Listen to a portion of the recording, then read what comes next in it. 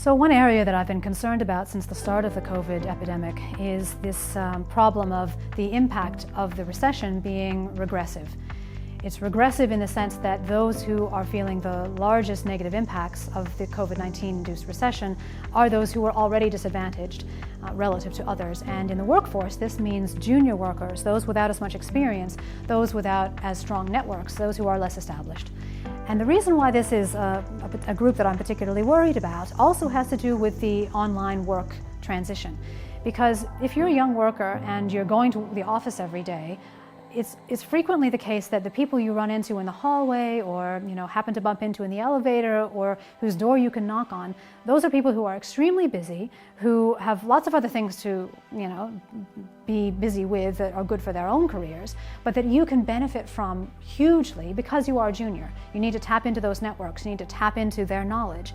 And it's much harder for a junior worker to knock on somebody's door virtually when that person is extremely busy and, particularly with all the disruptions, is probably being called to all manner of other activities. The junior person feels hesitant and they're sitting at home alone without the sorts of networks that more established workers have to draw on. So I worry about the longer run sustainability of that in relation to succession, planning for roles to be filled by younger people gradually over the years. We need to have on-the-job training. We need to have on-the-job apprenticeships happening to have a sustainable future workforce that is just as productive as what we had coming into COVID-19, if not more productive, hopefully.